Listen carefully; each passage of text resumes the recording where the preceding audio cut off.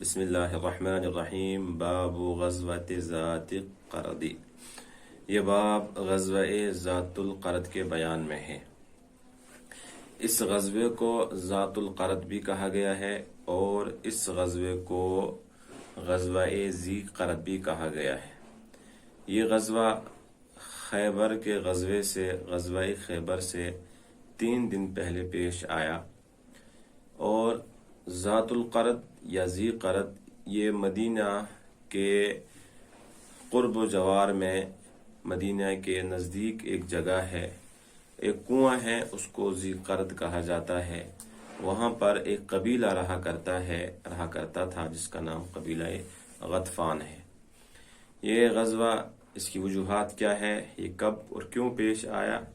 وجہ اس کی یہ ہے کہ یہ جو ایریا ہے غطفان کا، ذات القرد کا، یہاں پر رسول اللہ صلی اللہ علیہ وسلم کی جو اونٹنیاں تھی، جو بکریاں تھی، ان کو وہاں پر چرنے کے لیے چھوڑا جاتا تھا، اور آپ علیہ الصلوۃ والسلام کی 20 اونٹنیاں ایک موقع پر قبیلہ غطفان کے لوگوں نے ایک پلان بنایا، 40 لوگ اکٹھے جمع ہوئے، اور جب آپ علیہ الصلوۃ والسلام کا چرواہا آپ کی اونٹنیوں کو چرنے کے لیے اس جگہ پر آتا ہے تو وہ 3 طرح کے جرم قبیلہ غطفان کے لوگ کرتے ہیں۔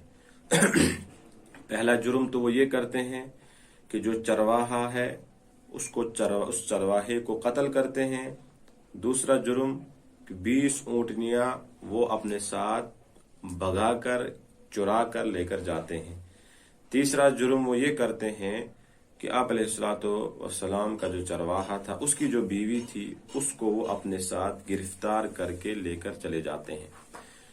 تو جب وہ 3 طرح کے یہ جرم کرتے ہیں تو حضرت رباح ایک صحابی ہیں اور آپ علیہ الصلوۃ والسلام کی خدمت بھی کیا کرتے تھے، وہ مدینہ میں تھے، ان کی ملاقات حضرت سلمہ بن اکوع سے ہوتی ہے۔ حضرت سلمہ بن اکوع ان سے پوچھتے ہیں کہ تم پریشان نظر آ رہے ہو، اس کی وجوہات کیا ہیں؟ تو وہ کہتے ہیں اس کی وجہ یہ ہے کہ آپ علیہ الصلوۃ والسلام کی اونٹنیاں چرنے کے لیے ہم نے وہاں چھوڑی تھی، تو ان کے ساتھ یہ معاملہ ہوا۔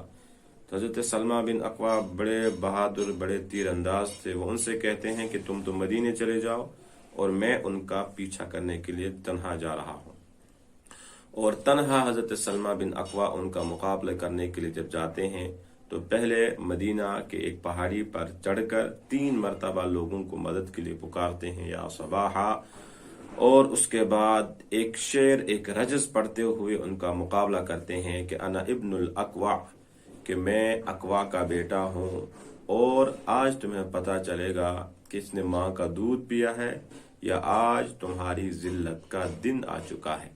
تو یہ رجز، یہ اشعار پڑھتے ہوئے وہ ان کا مقابلہ تنہا کرتے ہیں، اور اس حد تک مقابلہ کرتے ہیں کہ 20 کی 20 اونٹنیاں وہ ان سے واپس بھی لے لیتے ہیں، اور ان کا جو سامان ہے وہ اپنا سامان پھینک کر چلے جاتے ہیں، اپنی چادریں، 30 سے زیادہ چادریں وہ بھاگنے کی حالت میں وہ وہیں پر چھوڑ کر چلے جاتے ہیں۔ ادھر جب رسول اللہ صلی اللہ علیہ وسلم کو اس کی اطلاع ہوتی ہے تو آپ اپنے صحاباؤں کو لے کر 500، بعض حضرات کہتے ہیں 700 صحاباؤں کو لے کر جب وہاں پہنچتے ہیں تو حضرت سلمہ بن اکوع آپ سے کہتے ہیں کہ یا رسول اللہ صلی اللہ علیہ وسلم، میں نے ان کو پانی پینے بھی نہیں دیا ہے اور یہ لوگ پیاسے ہیں، آپ کچھ لوگوں کو میرے ساتھ بھیج دیجئے، میں ان کو قتل کر کے آتا ہوں۔ آپ نے فرمایا نہیں، جب تمہارا غلبہ کسی کے اوپر ہو جائے، جب تم کسی کے مالک بن جاؤ، تو پھر تم ان کے اوپر رحم کیا کرو۔ تو یہ ہے وہ غزوہ ذات القرد کہ یہ غزوہ خیبر سے 3 دن پہلے پیش آتا ہے۔ اب اس کے اندر ایک حدیث لائی گئی ہے، ہم اس کا ترجمہ کرتے ہیں، پہلے عبارت پڑھتے ہیں۔ حضرت یزید بن عبید کہتے ہیں سمعت سلمہ بن اکوع یقول خرجت قبل ان یؤذن بالاولی، کہ کہتے ہیں میں نے حضرت سلمہ بن اکوع سے سنا، انہوں نے کہا کہ میں نکلا قبل ان یؤذن للاولی، پہلی اذان دینے سے پہلے۔ اولا سے مراد یا پہلی سے یہاں مراد فجر کی اذان ہے، یعنی دن کی جو پہلی اذان ہوتی ہے، فجر کی اذان ہونے سے پہلے ہی جب میں مدینے سے باہر نکلا، وکانت لقاح رسول اللہ صلی اللہ علیہ وسلم ترعا بذی قردن۔ لقاحن کے مراد یہاں پر اونٹنیاں ہیں۔ آپ علیہ الصلوۃ والسلام کی اونٹنیاں چرا کرتی تھی بذی قردن، ذی قرد، یا جیسے میں نے ابھی بتایا ہے ذات القرد کے علاقے کے اندر۔ فلقینی غلام لعبد الرحمن بن عوف، کہتے ہیں میری ملاقات راستے میں حضرت عبد الرحمن بن عوف کے غلام سے ہوتی ہے۔ فقال، تو اس نے کہا، اخذت لقاح رسول اللہ صلی اللہ علیہ وسلم، لے لی گئی ہیں، یعنی چرا کر لے کر گئے ہیں کچھ لوگ رسول اللہ صلی اللہ علیہ وسلم کی اونٹنیوں کو۔ قلت، میں نے کہا، من اخذہا، کس نے یہ حرکت کی ہے، کس نے ان اونٹنیوں کو چرایا ہے؟ قال غطفان، تو انہوں نے کہا قبیلہ غطفان کے لوگوں نے۔ قال فصرخت ثلاث صرخات، کہتے ہیں پھر میں نے 3 مرتبہ آواز نکالی، یا صباحا، یعنی یہ آواز مدد کے لیے جب کسی کو بلانا ہو تو یہ آواز، یہ الفاظ کہے جاتے ہیں۔ کہتے ہیں فاسمعت ما بین لابۃ المدینہ، یعنی مدینہ کی دونوں پہاڑیوں کے درمیان میں نے اپنی آواز کو پہنچایا، لوگوں کو سنایا۔ ثم اندفعت علی وجہی، پھر میں نے دوڑ لگائی علی وجہی، اپنے چہرے کی سمت میں، مطلب یہ ہے کہ میں نے نہ دائیں دیکھا نہ بائیں دیکھا، میرا جو مقصد تھا دشمنوں کا مقابلہ کرنا، تو میں سیدھا دوڑتے ہوئے ان کے پیچھے ہو لیا۔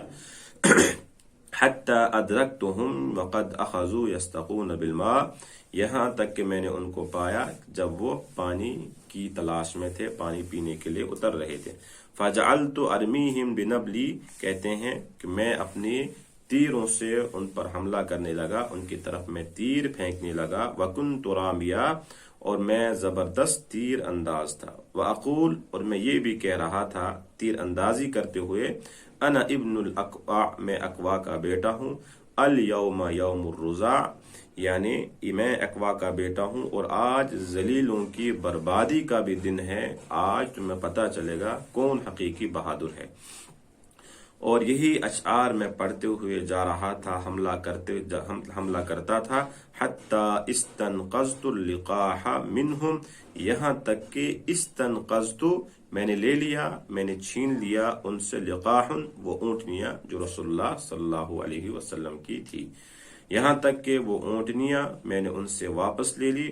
واستلبت منہم 30 بردہ، اور ساتھ میں چھین لیا ان سے 30 بردہ، 30 چادریں بھی۔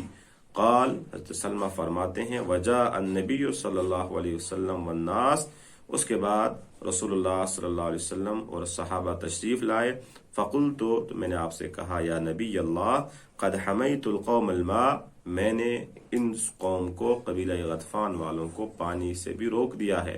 وہم عطشان، حالانکہ لوگ پیاسے ہیں۔ تو آپ نے فبعث الیہم الساعہ، لہذا آپ ساعہ سے مراد لشکر ہے، فوج ہے، آپ بھیج دیجئے میرے ساتھ ایک فوج کو تاکہ ہم ان پر حملہ کریں۔ تو آپ نے فرمایا، یا ابن الاقوا، اے اقوا کے بیٹے، یعنی اے سلمہ، ملکتا فسجے، جب تم کسی کے اوپر مالک ہو جاؤ تو پھر رحم کا معاملہ کیا کرو، عفو اور درگزر کا معاملہ کیا کرو۔ قال، پھر حضرت سلمہ کہتے ہیں، ثم رجعنا ویردفنی رسول اللہ صلی اللہ علیہ وسلم علی ناقتہ، پھر ہم لوٹے اور رسول اللہ صلی اللہ علیہ وسلم نے اپنی اونٹنی پر مجھے سوار کیا، اپنا ردیف بنایا، یعنی اونٹنی کے پیچھے مجھے بٹھایا۔ حتی دخلنا المدینہ، یہاں تک کہ ہم مدینے میں داخل ہوئے۔ تو اس طرح یہ جو غزوہ ذات القرد ہے، یہ خیبر کی جنگ سے 3 دن پہلے پیش آیا۔